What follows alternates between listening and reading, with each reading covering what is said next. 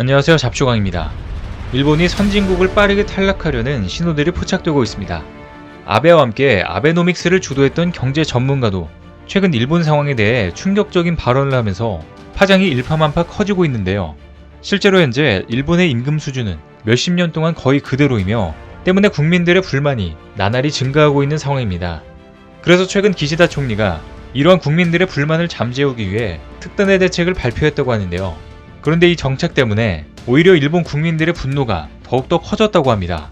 이런 상황에 현재 일본인들 사이에서는 일본의 월급이 너무 적다며 한국으로 직장을 옮겨야 한다는 열풍까지 불고 있다고 하는데요. 과연 일본에서 무슨 일이 벌어지고 있는 것인지 자세히 알아보겠습니다. 아베노믹스를 주도한 일본 경제의 최고 권위자가 일본이 청나라 말기를 닮았다고 주장해 일본 사회에 충격을 던졌습니다. 이 같은 언급을 한 건 하라다 유카타 나고야 상과대 교수로 경제기획청, 재무성 등을 거친 일본 경제관료 출신입니다. 하라다 교수는 과거 일본은행 정책위원회 심의위원을 지내며 아베노믹스를 주도했는데 그가 집필한 일본의 잃어버린 10년은 일본 경제를 묘사할 때 흔히 쓰는 표현이 됐을 정도로 영향력이 큽니다. 그런 그가 일본이 선진국 최저 수준의 턱걸이할 것이라며 일본 경제를 비관적으로 바라본 것인데요. 실제로 하라다 교수는 청나라는 아편전쟁 이후 개혁이 필수였지만 아무것도 하지 않아 멸망했다며 오늘날 일본도 제대로 돌아가는 게 없는데 하염없이 쇠퇴만 하고 있다고 말했습니다. 그러면서 그는 행정의 디지털화만 해도 2000년대부터 추진한 정책으로 수조엔의 예산을 쓰고도 아무것도 변하지 않았다고 강하게 지적했는데요. 이에 하라다 교수는 지금과 같은 상황이 이어진다면 일본이 G7 자리에서 살아남지 못할 것이라고 전망했습니다. 그는 일본의 인구는 여전히 유럽 국가들의 2배 이상이라 당장이야 버틸 수 있겠지만 이것마저 시간이 지나면 선진국의 최저 수준으로 밀릴 것이라고 말했는데요. 이렇듯 일본 경제가 크게 흔들리고 있다는 분석이 쏟아지고 있는 가운데 최근 기시다 총리가 이상한 경제 정책을 발표하면서 일본 국민들이 들고 일어났습니다. NHK에 따르면 기시다 총리가 여름철 전기 사용을 줄이면 포인트를 지급하는 방안을 물가 대책이라고 발표했습니다. 앞서 일본 정부는 올여름 절전을 부탁한다고 요청했었는데 본격적인 더위가 시작되는 7월 공급 예비율이 낮아질 수 있다는 전망이 나오면서 비상이 걸렸기 때문입니다. 이런 가운데 도쿄전력 홀딩스가 7월 가정용 전기요금 표준이 작년보다 27% 오른다고 발표하면서 일본인들의 물가 부담은 한층 더 가중됐는데요. 상황이 이러자 기시다 내각은 임시 방편으로 포인트 적립을 통한 전기요금 감면책을 내놓은 것입니다. 하지만 일본인들은 이 같은 황당한 일본 정부의 정책에 뿔이 났는데요.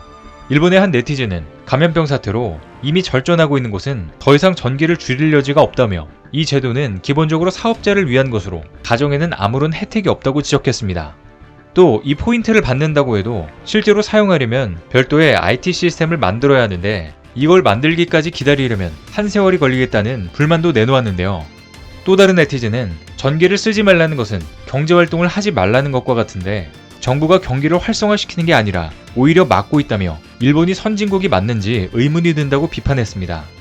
그런데 일본이 후진국도 웃고 갈 황당한 정책을 내놓은 이유는 따로 있었던 것 같습니다. 실제로 일본 국민 소득이 눈 깜짝할 사이에 후진국 수준으로 주저앉았기 때문입니다. IMF에 따르면 2012년 49,200달러까지 늘었던 일본의 1인당 GDP는 9년 만에 19% 감소했는데 세계 순위가 20년 만에 이렇게 추락한 나라는 선진국 가운데 일본이 유일합니다. 이런 상황에 일본 경제 전문가들은 일본 경제의 어두운 현실을 적나라하게 비판하면서 인재 유출을 걱정하고 있는데요. 다시로 히데토시 시그마 캐피털 수석 이코노미스트는 해외로의 인재 유출이 일본의 재앙적인 결과를 가져올 것이라고 우려했습니다.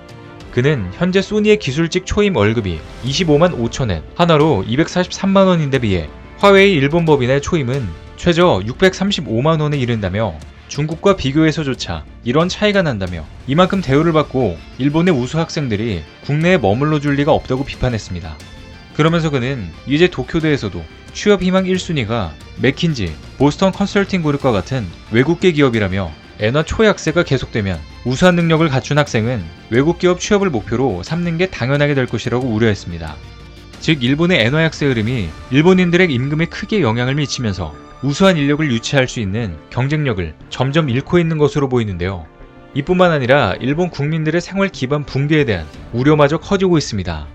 후지 가치이코 일본 경제산업연구소 연구원은 휘발유가 리터당 200엔을 넘으면 서민들은 마음 편히 운전할 수 없게 된다며 자동차가 많은 사람들에게 무용지물이 되면서 부유층에게만 허락된 고급품으로 변할 수 있다고 경고했습니다. 경제분석가 모리나가 고에이는 고령자들에게는 이제부터 여름철 에어컨이 문제가 될 것이라며 전기료 부담감이 커져 사용하기 어려워졌다고 밝혔습니다. 고에이는 정부의 절전 요청으로 가급적 켜지 않는 사람이 늘어날 텐데 그것 때문에 목숨을 잃는 사람이 증가해 더 빠르게 인구가 감소할 것이라고 관측했습니다. 또한 일본 경제가 쇠퇴하면서 사회 기반 시설이 열악해질 것이란 전망도 나왔는데요. SOC 인프라가 노후화해도 이를 해결할 재원이 턱없이 부족할 것이란 얘기입니다. 슈칸 겐다이는 도로, 다리를 관리하기 위한 비용은 해마다 늘어나지만 예산이 따라가지 못하고 있다며 기반시설이 붕괴하는 모습을 손가락을 입에 물고 지켜보고 있을 수밖에 없을 것이라고 우려했습니다. 이제 일본에선 자동차도 무용지물, 에어컨도 무용지물, 사회 간접 자본들도 모두 다 무용지물이 될 것 같은데요. 아무래도 일본은 다시 1960년대 일본으로 되돌아가고 있는 것으로 보입니다. 실제로 최근 일본에서는 인재 유출이 가속화되고 있는 중으로 특히 TSMC가 이를 기회 삼아 일본에 공장을 지어 일본 인재들을 다 빼앗아가고 있습니다. 고연봉으로 인재 선점에 나선 TSMC로 우수 엔지니어들이 다 이탈할까봐 일본 기업들은 비상이 걸렸는데요. 그런데 이처럼 대만 TSMC 덕분에 연봉을 많이 받겠다고 좋아했던 일본인들은 최근 한국 때문에 다시 크게 좌절했다고 합니다. 최근 삼성전자를 다니는 한국의 한 직장인이 SNS에 연봉을 공개하면서 일본인들 상당수가 다 한국으로 가고 싶다는 발언들까지 나오면서 일본 IT 업계가 발칵 뒤집어졌는데요. 주요 외신에 따르면 TSMC는 일본 구마모토에 10조 원 규모의 대규모 반도체 공장을 설립할 예정으로 이를 위해 일본의 소니, 덴소와 함께 JASM이라는 합작회사를 만들었습니다. 구마모토 공장은 지난 4월 첫 삽을 뗐고 2024년 말부터 본격적인 생산이 시작됩니다. 최근 JASM은 내년 4월 입사 예정으로 1200명 규모의 정규직 엔지니어 채용 공고도 내기도 했는데요. 이 소식에 일본 취업준비생들은 JASM이 파격적인 대우를 제시했다면서 한껏 들뜬 반응을 보였습니다. 그것도 그럴 것이 일본 현지에서 학부 졸업 엔지니어의 한 달 월급이 평균 21만엔, 우리 돈으로 200만원 정도인데 반해 JASM은 월 267만원을 제시했기 때문입니다. 또 JASM은 석사학위를 소지한 졸업생에겐 32만엔, 하나로 307만원, 박사학위 소지자에겐 36만엔, 하나로 345만원의 월급을 제시했고 1년에 2차례 보너스는 물론 인센티브도 제공하는 것으로 알려졌는데요. 이에 대해 니케이는 TSMC의 고연봉 정책이 일본 열도의 인재시장을 뒤흔들고 있다며 TSMC의 채용 공고를 본 일본 반도체 기업들이 인재 유출을 걱정하고 있다고 전했습니다. 그런데 TSMC의 이 채용 공고는 한국 직장인들 사이에서도 크게 화제가 됐는데요. TSMC 일본 공장에서 일하게 될 박사급 인재의 월급이 한 달에 345만원이라는 소식을 접한 한국의 직장인들이 일본의 열악한 임금 수준을 체감하고 깜짝 놀랐기 때문입니다. 한 직장인은 일본 물가가 수십 년간 정체되면서 급여가 다른 나라보다 뒤처진다는 건 알고 있었지만 세계적인 반도체 기업의 박사 월급이 한 달에 350만원도 안 된다는 건 몰랐다고 놀라움을 금치 못했습니다. 반면에 작년 삼성전자의 평균 연봉은 1억 4천만원을 훌쩍 넘었고 올해도 임금이 평균 9% 오를 예정으로 일본과의 임금 격차는 이젠 넘사벽 수준입니다. 게다가 고등학교 졸업 후 삼성전자에 입사한 6년차 직원이 최근 직장인 커뮤니티에 9천만원대 연봉을 받고 있다고 밝히면서 이 소식을 접한 일본인들은 당장 한국으로 가고 싶다며 난리가 나는 상황이 연출되고 있는데요.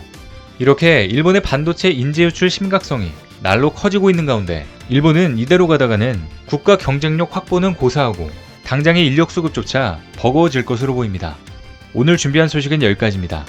댓글을 통한 여러분들의 많은 의견 기다리겠습니다. 시청해주셔서 감사합니다.